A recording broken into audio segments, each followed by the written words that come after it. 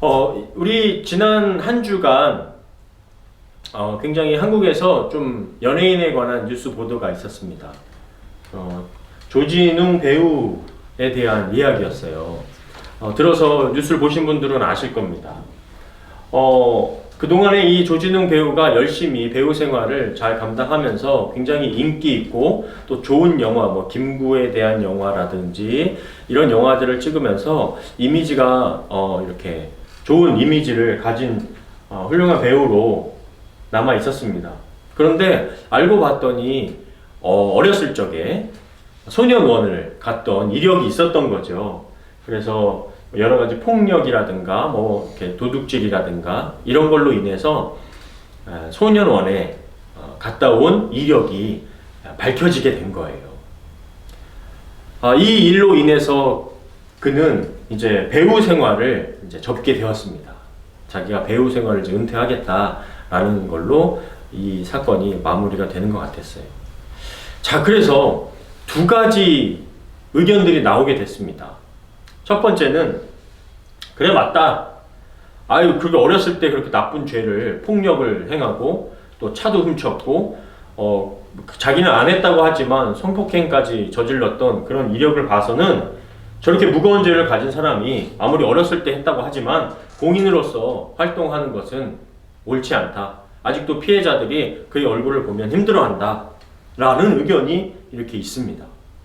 예, 뭐 충분히 그런 이야기가 나올 만하죠.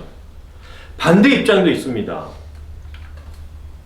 미성년 시절인데 그래서 소년 범죄, 소년원에 갔다 온 기록은 누군가 그것을 들춰서 이렇게 공개할 수가 없습니다. 법적으로. 왜? 어렸을 때 했던, 미성년 때 했던 일이기 때문에 실수로 그럴 수 있고 어렸을 때 했던 일이기 때문에 그것은 범죄 이제 뭐 기록으로 남지 않는다고 하죠. 그래서 미성년 시절의 잘못이고 반성한 사람의 그런 과거의 잘못을 들춰서 이렇게 사회에 매장시켜야 되겠냐, 너무했다 라는 의견이 이렇게 의견이 분분하게 나누어지는 것을 볼 수가 있었습니다. 여러분들의 의견은 어떠신지요?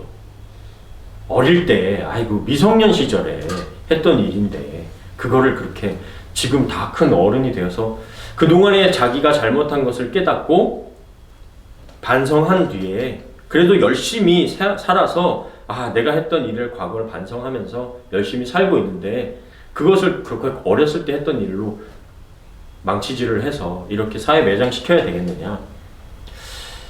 뭐 두 개 다 충분히 납득할 만한 일이죠. 리안이 생각은 어때? 저요? 만약에 자 리안이가 지금 이렇게 어릴 때 실수를 했어요. 뭐 예를 들어서 할아버지랑 자꾸 의견이 부딪혀가지고 티격태격했어요. 그리고 나서 나중에 이제 리안이가 컸는데 할아버지가 에휴 리안이 그 어렸을 때 말을 잘 안 들었잖아 이러면서 자꾸 옛날 얘기를 하시는 거야. 그러면 어떻게 어떤 마음이 들겠어요? 맞지. 맞죠. 맞는 이야기야? 네. 맞지만 어른이 이제 좀 컸을 때 자꾸 할아버지가 어렸을 때 그 어렸을 때 리안이가 말을 안 들었었잖아 자꾸 이야기를 하면 좋을까요? 안 좋을까요? 그렇게 기분은 안 좋을 수 있죠. 그렇죠. 맞아요. 그러나 또 이제 어릴 때 추억이니까 또 넘어갈 수도 있고, 그지? 저도 이 청소년 시절에 중학교 때 그런 일을 저지른 적이 있습니다. 저는 이제 신월동에 살았는데 그 당시에는 이제 화곡동으로 학원을 다녔어요. 그때 이제 친척 양식이 형하고 또 몇몇 친구들이 같은 학원을 다녔었습니다. 그런데 그 학원 근처에 뭐가 있었냐면 예전에는 지금은 안 그렇지만 그 중간 도매상처럼 그곳에다가 이제 예를 들어 코카콜라 음료를 잔뜩 이렇게 쌓아놓은 거예요. 예, 잔뜩 쌓아놓고 거기서 이제 각 구멍 가게로 이 콜라를 이제 배달을 해주는 업체가 있었던 거죠. 그래서 친구들이 지나가면서 저 코카콜라 마시고 싶다 이제 뭐 이런 마음이 들었던 거예요.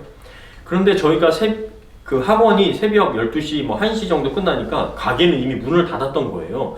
그리고서는 지나가면서 가만히 보니까 그냥 이렇게 포장지로 이렇게 덮개로만 이렇게 덮어놨지 뭘 그렇게 잘 해놓지 않았어요. 그래서 친구들끼리 야야 저기 음료수 하나 빼서 먹어도 모르겠는데 이렇게 된 거예요.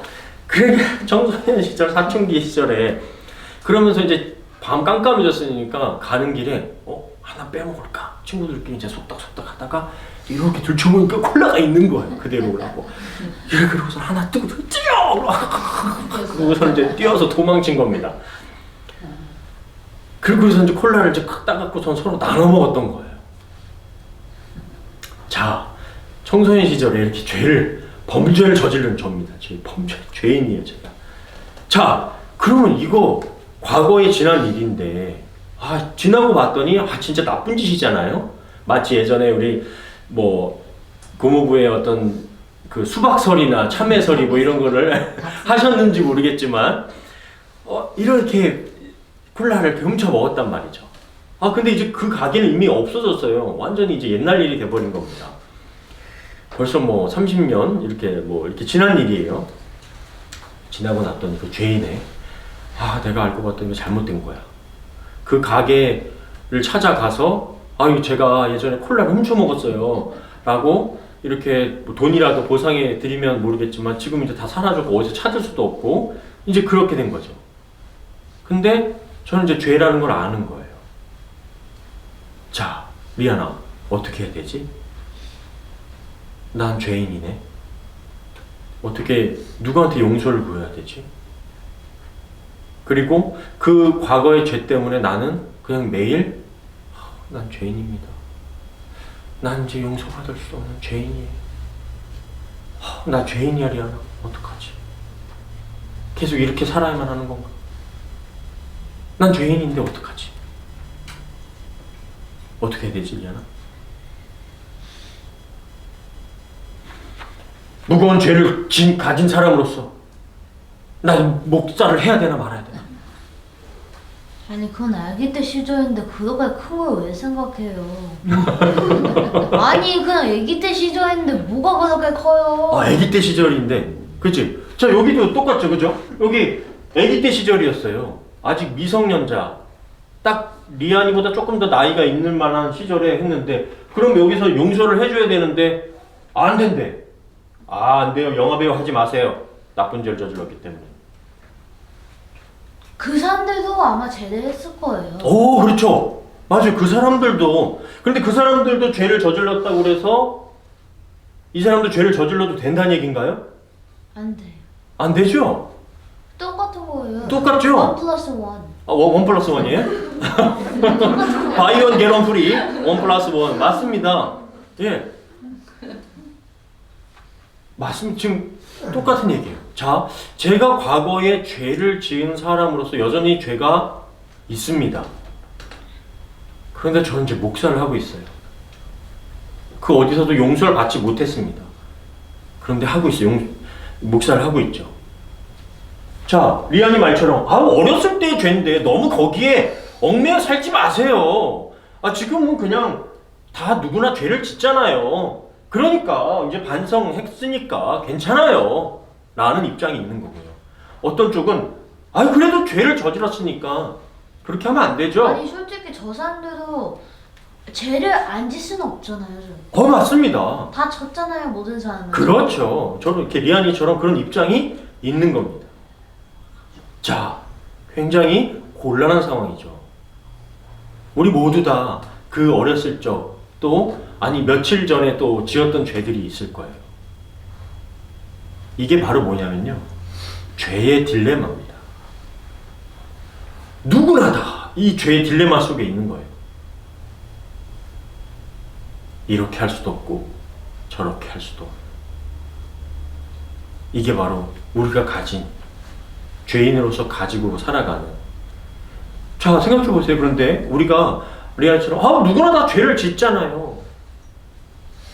그럼 다 모든 사람이 죄를 지으니까 다 죄를 지어도 상관없겠네? 퍼펙트한 사람은 없어요. 퍼펙트한 사람은 없어요. 맞아요. 자기가 왕인 게 아니. 그렇죠. 자기가 신이 아닌 이상 누구나 다 죄를 지을 수밖에 없기 때문에 자, 그러면 조금씩 죄를 높여볼까요? 자, 내가 콜라 훔친 건 괜찮아. 그러면 내가 몰래 아무도 모르게 사람을 때리거나 사람을 죽인 건 괜찮을까요? 아무도 몰라. 그건 안 돼요. 그럼 왜 안 되죠? 그건 폭력이고 그러면 물건 훔친 거는 괜찮고 폭력은 안 되나요? 다른 사람한테 피해를 주는 거잖아요. 저 그 물건을 훔친 거는 다른 사람들한테 피해를 안 줬나요? 그건 맞지만 그건 다른 사람들도 그렇게 해도 된다는 얘기인가? 안 돼요. 작은 피해는 괜찮고 큰 피해는 안 되는 건가요? 둘 다 안 돼요. 그렇죠. 둘 다 안 되죠? 근데 예. 콜라는 둘 다 마시고 싶었고 콜라는 진짜 마셨는데 그래서 남의 것을 뺏어서 마셔도 된다는 얘기인가요? 아니 솔직히 예? 콜라는 물어봐도 됐었어요. 물어봐도 됐었어요? 그때 마침 물어볼 수 있는 시간이 아니었어요. 밤 12시 1시였기 때문에 물어볼 수가 없었거든요. 그럼 다음날 와가지고 물어보면 되죠. 참고. 그렇죠. 다음날 물어보면 되죠. 그죠? 근데 그거를 도둑질을 했던 거예요. 저는. 이것도 안 되죠. 근데 어린 시절이잖아요. 그렇죠. 네. 그럼 어린 시절에 한 건 다 용서받을 수가 있다는 얘기인가요? 그건 아니죠. 그건 아니죠. 다른 사람한테 다치게 하는 건 아니고 다른 사람들도 그럼 그 콜라가 없어진 걸로 해서 그 주인 아저씨는 마음이 얼마나 다쳤을까요? 내 콜라 어디 갔어? 누가 훔쳐간 거지? 이렇게 해서 마음이 또 다칠 수가 있는 거죠. 그렇죠? 이게 지금 리안이가 얘기하는 게 굉장히 중요한 얘기입니다. 폭력이라는 것이 단순히 내가 힘을 가해서 다른 사람에게 폭력을 주는 것만이 폭력이 아니라는 거죠. 말로 다른 사람에게 폭력을 가할 수가 있어요. 마음에 상처를 주는 것도 폭력이 될 수가 있습니다. 자, 그게 바로 죄의 딜레마예요. 이게 굉장히 중요한 의미를 다루고 리안이가 굉장히 좋은 얘기를 많이 해준 겁니다. 지금 죄의 딜레마. 자, 볼까요? 성경에서 말하고 있는 죄는 뭘까요? 그럼 아주 일부분만 이야기한 겁니다. 로마서 1장 29절부터 31절. 자, 곧 모든 불의, 추악, 탐욕, 악의가 가득한 자요. 즉 우리의 욕심, 시기. 내가 누구를 해하지 않았어요. 그런데 시기하는 겁니다. 리안이가 저렇게 따뜻한 쉐터를 갖고 왔네. 나도 갖고 싶거든요. 살인, 분쟁, 사기, 악독이 가득한 자요. 수근수근하는 자요. 이 수근수근 뭐죠? 가십하는 겁니다. 예, 남 욕하는 거예요. 뒤에서 비방하는 거예요. 하나님께서 미워하시는 자요. 능력하는 자요. 교만한 자요. 자랑하는 자요. 악을 도모하는 자요. 부모를 거역하는 자요. 우매한 자요. 배약하는 자요. 무정한 자요. 무자비한 자라.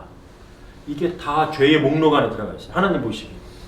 디모데 후서에도 나와 있습니다. 사람들이 자기를 사랑하는 것도 죄예요. 너무 사랑해요.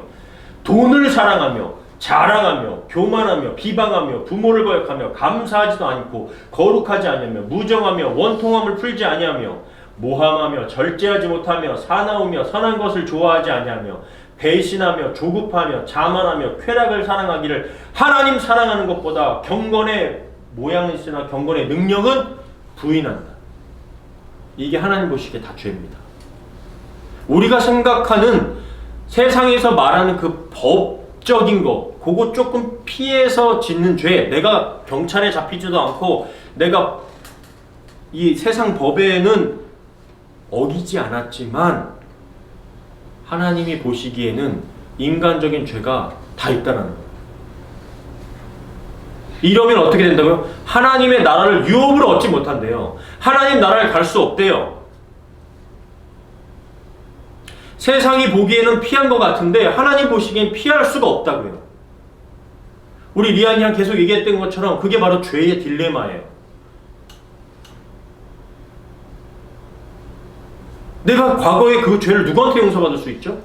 음료수 콜라 훔친 거, 내가 먹고 싶어가지고 좀 먹었는데 좀 어때? 다 그렇잖아. 모든 사람들 하죠. 그렇죠. 모든 사람들이. 그래서 리안이가 얘기한 것처럼 뭐냐면요.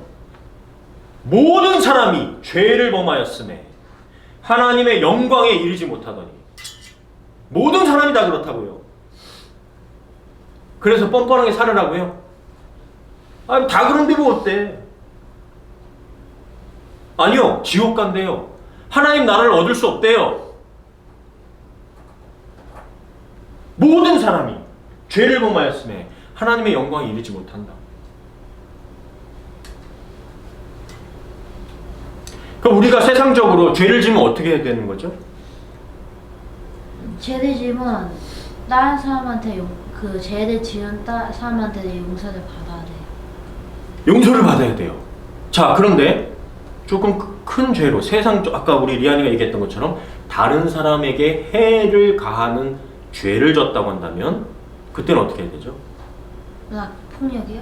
예, 폭력을 해서 마찬가지로 폭력을 제가 막 차를 운전하다가 딱 부딪혀가지고 막 화가 나가지고 왜 운전을 그렇게 하고 두닥두닥 했는데 이 사람이 밀려서 넘어졌는데 다쳤네? 그래갖고 뭐 갑자기 말을 못한다든지 팔이 부러졌다든지 다리가 부러졌다든지 이러면 어떻게 돼요? 이렇게 되면 상황이 좀 심각해지죠? 네, 그것 때는 그 사람을 안 불편한 곳으로 데려가고. 아니요. 예. 그 처치는 잘했어요. 굉장히 처치는 잘했습니다. 안 불편한 곳으로 처치하는 거 말고 제가 그렇게 죄를 저질렀어요. 그럼 그 다음에는 어떻게 되죠? 그 사람이 괜찮은가 봐요. 예. 우선 그 상황에서는 그런데 제가 벌을 받겠죠. 네. 다른 사람에게 피해를 입히면. 그죠? 네. 뭐 예를 들어서 차를 망가뜨렸어요. 제가 운전을 심하게 해가지고 속도를 막 160으로 밟아가 다른 차를 빵 받았어요. 그럼 어떻게 돼요? 제가 죄를 졌고 이 피해를 보상을 해야 되겠죠? 네. 벌을 받는 거죠. 아주 심하게 얘기해서 뭐 누구를 죽였다든지 이러면 제가 감옥에 가겠죠. 그렇죠? 자, 왜 이런 말씀을 드리냐면 우선 죄에 대해서 다시 한번 정리를 해볼게요. 우리가 지금 계속해서 말한 이 죄 때문에 죄는 인간을 스스로 해결할 수 없는 막다른 골목으로 넣어버리는 거예요. 해결이 안 돼요. 과거의 죄를 지웠다고 말할 수도 없죠. 자, 여전히 제가 말하고 있는 것처럼 제가 음료수를 훔친 죄가 여전히 남아있어요. 지워지지가 않아요. 그러면 그렇다고 과거의 죄에 묶여 살아야만 하나요? 난 죄인이야. 난 도둑질한 놈이야. 아무것도 할 수 없어. 난 죄인이야. 이렇게 묶여 살아야 되나요? 아니. 묶여 살 수 없죠. 그럼 정의만 말하면 내가 지금 과거에 그렇기 때문에 나는 벌을 받아야 돼. 심판을 받아야만 돼. 라고만 한다면 어떻게 돼요? 자비를 잃어버리죠. 리안이가 얘기한 것처럼 그래도 어렸을 때 한 거니까 조금 용서해줘야지요. 넘어가야지요. 라고 하는 자비를 잃어버리죠. 내가 그 한 번 지은 죄로 인해서 내가 인생이 끝났다고 한다면 너는 훔쳤으니까 감옥으로 가. 너 20년 들어가. 이렇게 되면 자비를 잃어버리는 거죠. 아니, 그 옆에 금 같은 거 훔치는 것도 아닌데. 예. 금 같은 거였으면 감옥으로 갈 수 있지 뭐. 예, 그렇죠. 용서만 말하면 공의가 무너지죠. 무조건 용서해줘라. 그냥 죄 좀 졌다고 그냥 용서해줘야지. 그걸 가지고 뭘 그렇게. 그러면 안 되지. 그러면 공의가 무너져요. 왜냐하면 사람들은 점점 우리가 3살 버릇 80까지 간다 그러고 바늘 도둑이 무슨 도둑 된다고 해요? 소도둑 되죠. 인간이 그래요. 그러니까 점점 자꾸 괜찮아. 바늘 훔친 거 뭐 어때? 조그만 거 훔쳤는데. 소도둑. 그럼 그 다음에는 계속 훔치게 되니까 그렇죠. 더 크게 큰 걸 훔치고 그렇죠. 더 큰 걸 훔치고 더 큰 걸 그렇죠. 훔치게 돼요. 그렇게 되면 공의가 무너져요. 공의가. 자, 정의와 공의를 조금 이따 다시 한번 설명드릴게요. 그래서 인간의 힘으로는 공의와 용서를 동시에 완전하게 할 수가 없어요. 지금 우리가 계속해서 대화가 끊어지지 않고 계속 갈 수밖에 없는 것처럼. 왜? 답이 없잖아요. 어디까지 용서를 해줘야 되죠? 어디까지 봐줘야 돼요, 우리의 죄를? 그래서 인간의 힘으로는 공의와 용서를 동시에 완전하게 할 수가 없는 거예요. 자, 그래서 정의와 공의를 한번 얘기해 볼게요. 정의가 뭐죠? 정의? justice.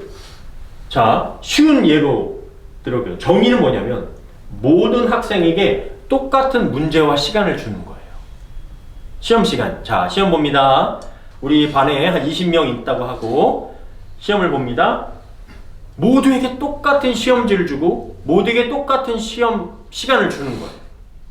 그게 정의라고 한다면, 공의는 뭐냐면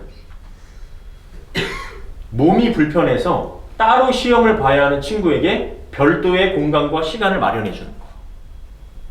시험은 봐야 돼. 그런데 그 시험 보는, 예를 들어 시험 보는 날 몸이 너무 아팠어요. 수능 시험 그런 게 너무, 한국은 그런 게 너무 많잖아요. 그래가지고 수능 시험장에 애가 예를 들어 교통사고가 나가지고 뭐 허리를 저기 한다든지 그러면 그 학생은 따로 시험을 볼 수 있게 해줍니다. 의료실 같은 데서. 그런 게 공입니다. 자, 조금 더 가볼게요. 정의가 뭐냐? 숙제를 안 한 학생에게 규정된 벌점을 주는 거예요. 좀 더 쉽게 얘기하면 교통법규를 어긴 운전자에게는 벌금을 내게 하는 거예요. 그게 정의죠. 법을 어겼으니까 그 법에 맞는 벌점 혹은 뭐 벌금을 물게 하는 거죠. 왜? 안 그러면 정의가 무너지죠. 다 어기겠죠. 교통법규를 다 어길 거 아니에요. 그러면 뭐가 무너져요? 공의가 무너지죠.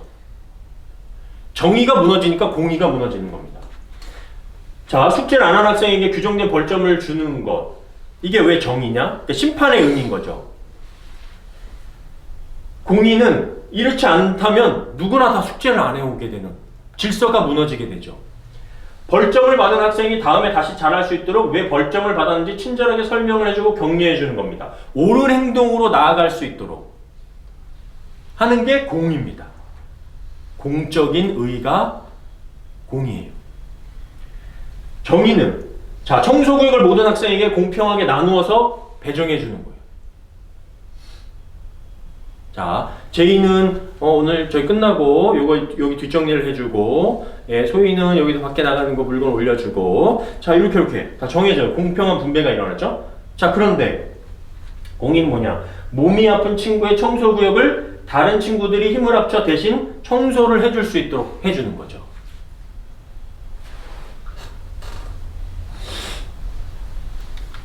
좀 이해가 되시나요? 네.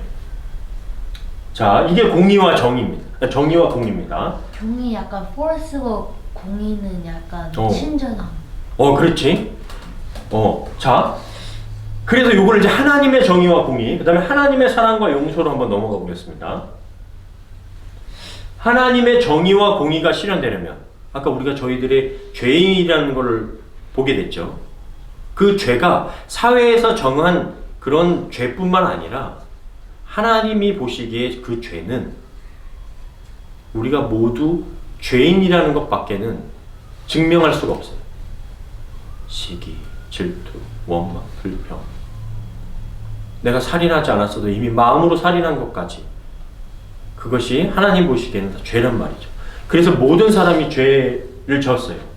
그러면 하나님의 정의와 공의가 실현되려 볼 때 어떻게 죄인이 구원을 받을 수 있겠어요? 하나님의 정의가 실현되면, 왜냐? 하나님은 옳으신 분이기 때문에 그 옳음으로 봤을 때 우리 모두 다 죄인이잖아요. 그러니까 그 정의가 실현되려면 심판밖에 없어요. 우린 다 심판받아야 돼요. 그렇죠? 하나님의 정의와 공의가 실현되려면 그 정의와 공의를 완벽하게 이룬 사람이 없기 때문에 우리 모두는 다 심판밖에 받을 수밖에 없다는 거예요. 자, 그런데 하나님은 God is love. 하나님은 완전한 사랑이시래요. 나의 형상을 닮은, 나의 창조물, 나의 형상을 닮은 자녀를 어떻게 심판해? 그럼 무조건 용서할 수밖에 없잖아.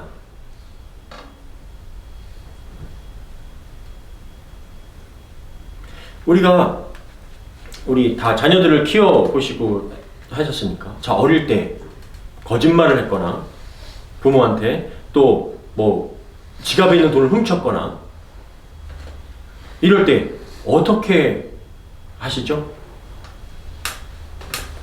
아유 우리 자녀 귀여우니까, 아유 우리 손자 손녀 또 사랑스러우니까 무조건 용서하시나요?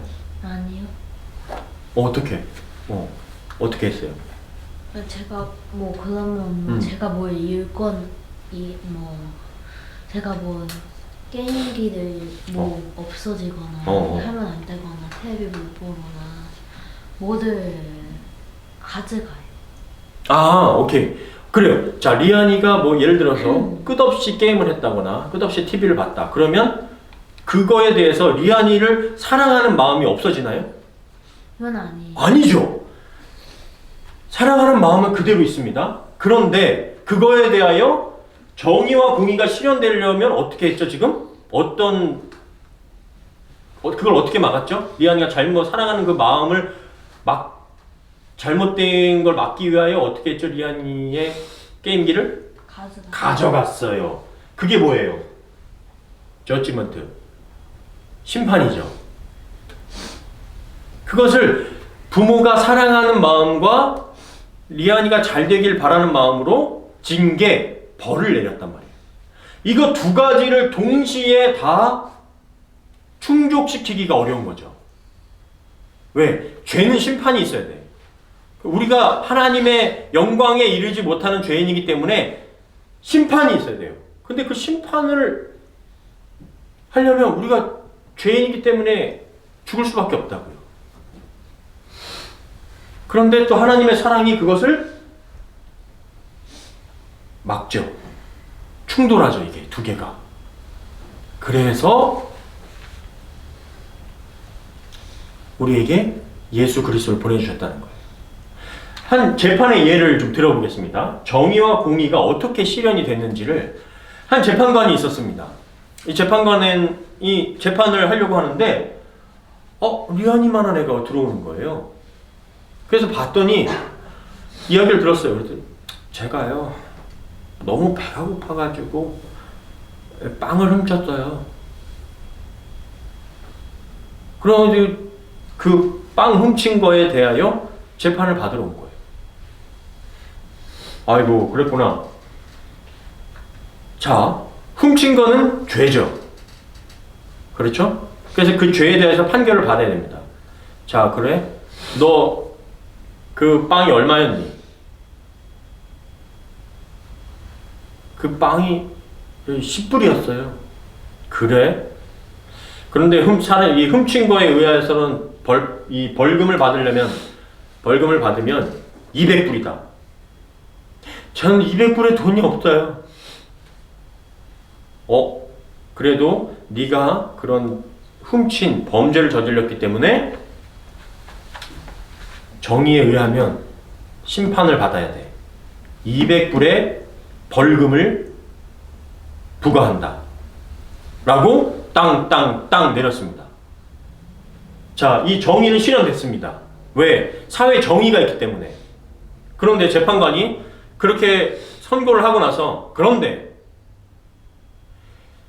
이 가난한 아이가 빵을 훔칠 수밖에 없게 만든 이 사회와 저와 이곳에 앉아 계신 배심원들에게도 책임이 있습니다. 그래서 그 200불에 대한 벌금을 저와 여러분에게 내립니다. 저와 여러분이 돈을 모아서 그 200불의 벌금을 걷어 이 아이에게 주도록 하겠습니다. 이게 공의가 실현된 겁니다.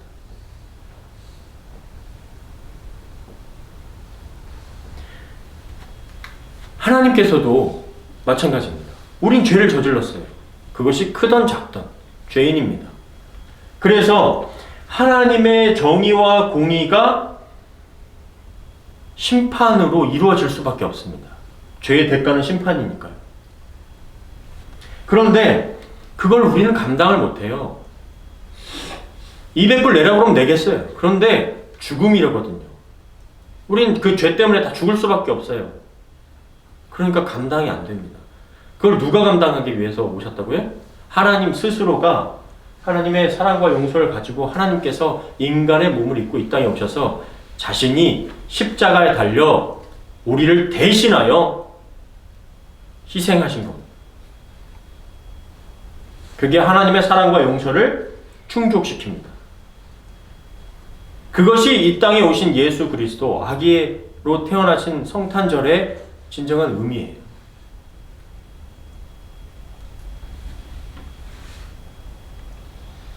로마서 3장 25절부터 26절 우리 한번 같이 읽겠습니다. 천천히 시작. 하나님께서는 그리스도 예수님의 피를 죄에서 구원하는 제물로 삼으시고 누구든지 그분을 믿으면 하나님과 화목하게 하셨습니다. 그것은 하나님께서 지금까지 참으심으로 그냥 지나쳐 왔던 과거의 모든 죄를 오늘날 그리스도로 말미암아 해결하심으로 자기의 의로우심을 나타내셔서 자기도 의로우시며 예수님을 믿는 사람도 의롭다고 인정하기 위해서입니다. 아멘. 자, 그냥 지나쳐왔던 과거의 모든 죄, 제가 지나쳤던 그 음료수 콜라병을 훔쳤던 저의 죄, 이제 누구로? 그리스도 예수님의 피를 죄에서 구원하는 제물로 삼으시고 저 대신 누구를 대신해서요? 예수님을 대신해서 예수님을 십자가에 매달아 옆구리에 창을 꽂아 피를 철철 흘리심으로 인하여 나의 죄를 그분이 대신 담당하셔서 그냥 지나쳐왔던 과거의 나의 모든 죄를 내가 예수님을 믿음으로 말미암아 다 없는 것처럼 해주시겠다는 거예요. 여전히 제 기억 속에도 있어요. 내가 잘못했던 죄, 부모를 거역했던 죄, 마음을 상하게 했던 죄, 콜라병을 훔쳤던 죄, 슈퍼마켓에 가서 껌을 훔쳤던 죄, 다 머릿속에 남아있습니다. 저한테 남아있어요. 그런데 예수님의 피를 죄에서 구원하는 제물로 삼으시고 누구든지 그분을 믿으면, 모든 사람이 죄를 저질렀기 때문에 누구든지 그분을 믿으면 하나님과 다시 화목할 수 있도록 예수 그리스도를 통하여 그리스도를 말미암아 해결하심으로. 왜 예수님께서 마리아를 통해서 태어난 게 중요할까요, 그럼? 왜 남자와 여자가 동침하여 난 아기가 아니라 성령으로 잉태된 것이 왜 중요하냐고요? 육체로 인하여 태어난 아기가 아닌 성령으로 인하여 태어나야 하나님 우리의 죄를 담당할 수 있기 때문입니다. 인간과 인간이 만나서 태어난 사람은 그냥 태어날 때부터 죄인이에요. 아담의 후손은 다 죄인이라고요. 그래서 성령으로 잉태되었다는 포인트가 중요한 거예요. 그게 성육신이라고 하죠. 하나도 오점이 없습니다. 빗나감이 없어요. 그래서 자기도 의로울 수가 있고 예수님을 믿는 사람도 의롭다라고 인정받을 수가 있는 겁니다. 우리가 아직 죄인 되었을 때에 그리스도께서 우리를 위하여 죽으심으로 하나님께서 우리에 대한 자기의 사랑을 확증하셨느니라. 심판만이 아니라 하나님의 자신의 사랑, 우리가 얼마나 사랑하시는지를 확증하기 위하여 예수 그리스도를 십자가에 못 박아 죽으셨다는 거예요. 말씀을 좀 정리하겠습니다. 마태복음 1장 21절, 마리아가 아들을 낳을 것이다. 그의 이름을 예수라고 불러라. 그가 자기 백성을 죄에서 구원하실 것이다. 예수라는 이름의 뜻이 구원자입니다. 근데 제가 이걸 넣은 것은 이제 오해가 있었죠, 그동안. 가톨릭에서는 성모 마리아라고 해서 마리아도 굉장히 신성시했었습니다. 근데 최근에 한 11월 달쯤이었을 거예요. 이제 가톨릭에서 이렇게 발표했습니다. 교황청, 예수만이 구세주, 성모 마리아 논쟁 종지구. 그동안에 성모 마리아를 통하여 예수님에게 뭐 이야기할 수 있었다. 뭐 성모 거룩하신 어머니이기 때문에 그에게 기도하면 예수님에게 이제 전달이 잘 될 것이다. 뭐 이런 게 있었습니다. 그래서 거룩한 어머니다라는 그런 이야기를 계속 했었습니다. 예. 그런데 이제 가톨릭에서도 요 얘기 더 이상 이제 그렇게 하지 말자. 그래서 예수만이 구세주, 성모 마리아 논쟁은 이제 끝났다. 예수님만이 구세주다라는 걸 확실하게 했습니다. 말씀 정리할게요. 인간은 죄를 해결할 수 있는 능력이 있다 없다? 없습니다.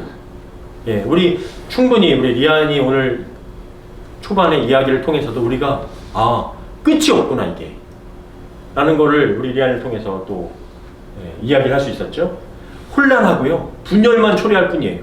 답이 없어요, 이 죄에 대한 것. 하나님은 정의와 공의를 위해, 사랑과 용서를 위해 인간의 몸을 입고 스스로 이 땅에 오셨습니다. 그것이 예수님이세요. 우리를 죄에서 구원하기 위해 이 땅에 오신 예수님을 기억하며 또 신뢰하며 기다리고, 또 우리 이 성탄의 의미를 그저 그냥 우리 맨날 선물 뭘 받을까 이런 생각과 고민, 어떻게 집을 꾸밀까 이런 거 생각하지 마시고, 정말 예수님을 인하여서 우리가 죄 용서받은 그 아기 예수님 탄생을 좀 더 깊이 한번 묵상해보고 생각해볼 수 있는 귀한 성탄절 되시기를 주님의 이름으로 간절히 축원합니다. 아멘.